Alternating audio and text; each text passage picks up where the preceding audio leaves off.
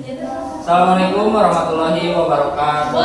Waalaikumsalam warahmatullahi wabarakatuh.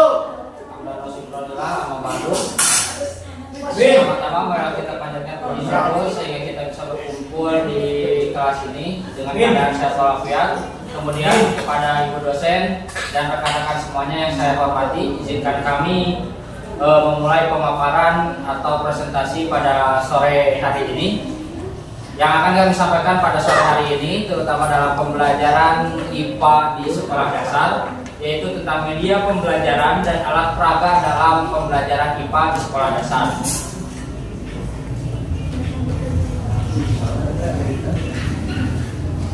Adapun kelompok yang akan melakukan pemaparan dalam pembelajaran kali ini yaitu terdiri dari saya sendiri, Zulfikar Eka Saputra, dan rekan saya Nabila Cahya Lalita, Devina Wildania Apriliani, Wafa Alimatus Sada. Untuk mempersingkat waktu, kita langsung masuk saja ke materi yang pertama, yaitu tentang teori media pembelajaran IPA di SD yang akan disampaikan oleh rekan saya Wafa. Padanya kami persilakan. Terima kasih Pak Eka. Di sini saya akan memaparkan materi tentang teori media pembelajaran IPA.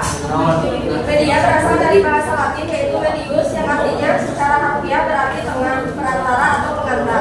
Secara khususnya, pengertian media dalam proses pembelajaran dapat diartikan sebagai alat-alat grafis, fotografis atau elektronis untuk menangkap, memproses dan menyusun kembali informasi yang berupa visual maupun verbal. Media pembelajaran IPA merupakan segala sesuatu yang dibutuhkan oleh guru IPA untuk membantu siswa dalam memahami suatu konsep saat belajar IPA, terutama media yang dapat dioperasikan sendiri oleh siswa. Baik, terima kasih Bapak atas pemaparannya tentang teori media IPA yang digunakan di sekolah dasar. Selain media, ada juga beberapa alat-alat peraga yang sering digunakan dalam pembelajaran IPA di sekolah dasar yang akan disampaikan oleh rekan saya. Padanya saya persilahkan. Baik, terima kasih Pak Eka. Di sini saya akan memaparkan tentang alat peraga IPA. Alat peraga merupakan media pengajaran yang mengandung atau membawakan ciri-ciri konsep yang dipelajari. Alat peraga IPA adalah seperangkat benda konkret yang dirancang, dibuat, dihimpun atau disusun secara sengaja yang digunakan untuk membantu menanamkan atau mengembangkan konsep-konsep atau prinsip-prinsip dalam IPA.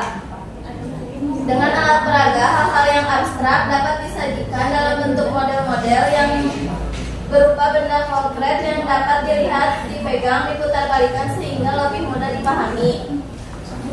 Adapun jenis-jenis alat peraga IPA, yang pertama adalah anatomi tubuh atau kerangka tubuh manusia, kedua mikroskop kecil, 3 termometer, anemometer, dinamometer, 4 barometer, 5 laboratorium ini, 6 buku paket lengkap, 7 macam gelas ukuran, 8 alat timbangan, 9 alat-alat elektro, solder, multitest, 10 petunjuk dasar praktek elektronika, 11 macam-macam.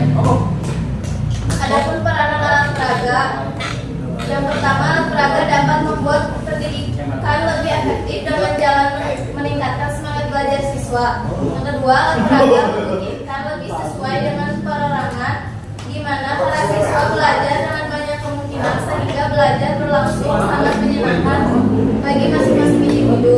Yang ketiga, alat peraga memungkinkan belajar lebih cepat segera bersesuaian antara kelas dan di luar kelas. Yang keempat, alat peraga memungkinkan mengajar lebih sistematis dan teratur.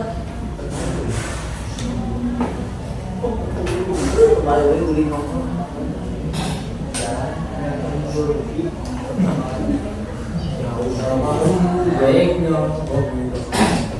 setelah kita mengetahui tentang teori dari pembelajaran yang diterapkan di IPA dan alat peraga apa saja yang dipergunakan dalam setiap materi yang dibahas dalam pembelajaran IPA, kemudian untuk memadukan dua hal tadi, teori dan alat peraga yang dipergunakan dalam pembelajaran IPA, tentu hal tersebut adalah hal yang dipergunakan untuk mendukung pembelajaran yang ada atau materi yang sedang dijelaskan dalam pembelajaran IPA di kelas. Nah, metode atau cara apa merancang seperti apa, media yang kita gunakan itu seperti apa, kemudian rancangannya seperti apa akan dijelaskan oleh rekan saya. Kepadanya kami silakan. Baik, terima kasih Pak Eka. Ada merancang media pembelajaran IPA kelas awal. Merancang media pembelajaran IPA kelas awal memerlukan pendekatan yang interaktif, visual, dan mudah dipahami. Langkah-langkah media pembelajaran yang dapat digunakan. Yang pertama, menentukan tujuan pembelajaran. Tujuan pembelajaran IPA terdiri dari yang pertama, memahami alam sekitar. Yang kedua, memiliki keterampilan untuk mendapatkan ilmu berupa keterampilan proses atau metode ilmiah. Yang ketiga, memiliki sikap ilmiah di dalam mengenal alam sekitar dan memecahkan masalah yang dihadapinya. Lalu yang kedua ada memilih materi pembelajaran. Hal-hal yang perlu diperhatikan, memilih materi pembelajaran dengan tepat agar seoptimal mungkin membantu siswa dalam mencapai standar kompetensi dan kompetensi dasar. Yang ketiga, menentukan jenis media. Menentukan jenis media dengan tepat, itu guru harus dapat memilih media manakah yang cocok di media pembelajaran IPA ini. Yang terakhir ada menguji media. Contohnya, contoh media pembelajaran IPA di kelas awal ada gambar dan poster, buku cerita bergambar, video edukasi, alat peraga dan model. Yang terakhir eksperimen sederhana. Baik, terima kasih kepada penampilan. Kami mendapatkan materinya. Sedikit mengulang bahwa merancang media pembelajaran di IPA di kelas awal itu tidak terlepas dari situasi dan kondisi yang ada di sekolah tersebut.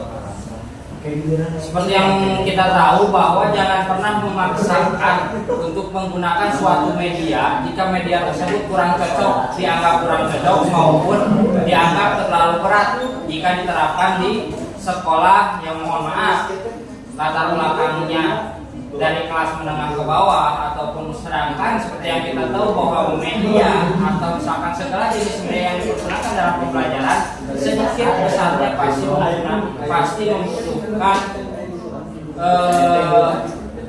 anggaran atau misalkan membutuhkan dana untuk menyusunnya, untuk membelinya, untuk merancangnya.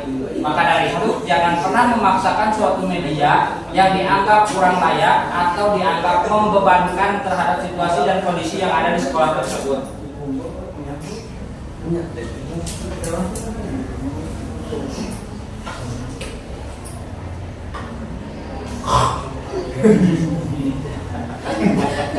Kemudian untuk merancang media pembelajaran IPA di kelas yang atas atau kelas lanjut, tadi kan di kelas awal atau kelas bawah, kemudian untuk di kelas selanjutnya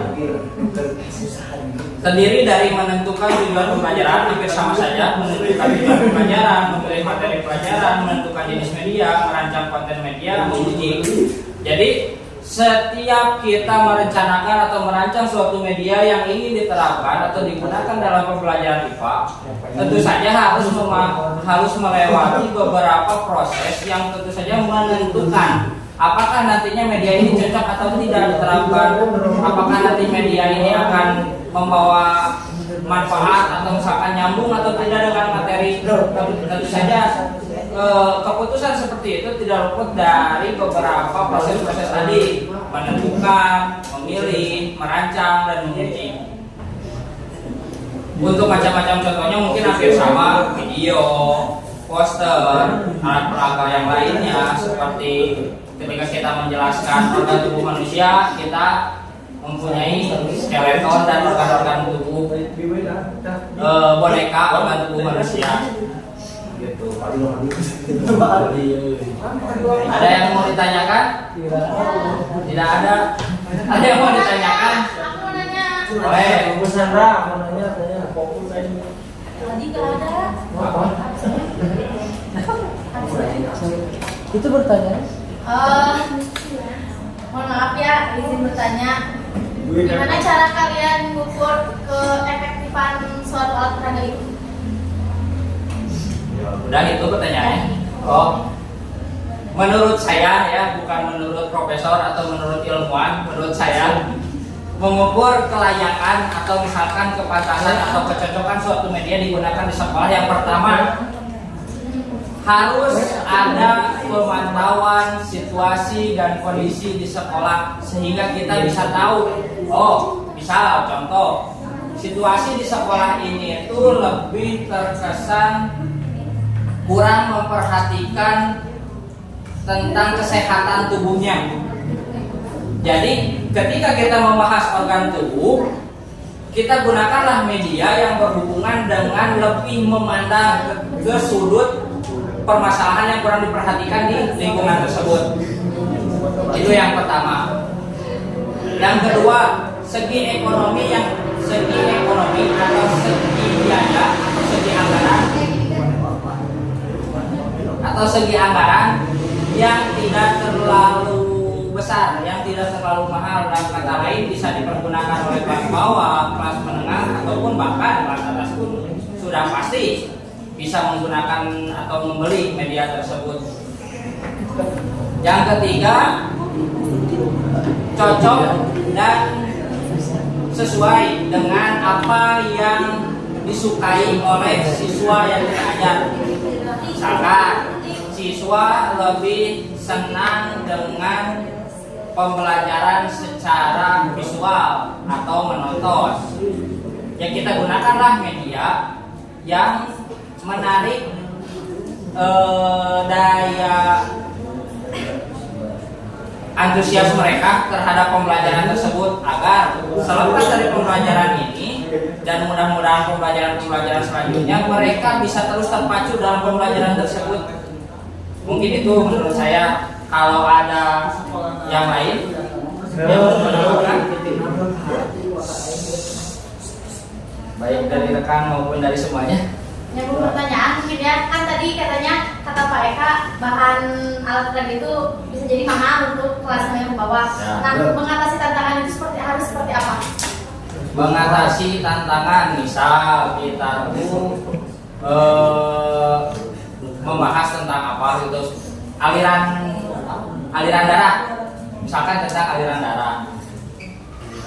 Jika kita ingin maksimal tentu memerlukan dana yang besar, tapi untuk mengantisipasi penganggaran biaya yang besar, kita bisa menggunakan bahan-bahan yang ada di lingkungan kita seperti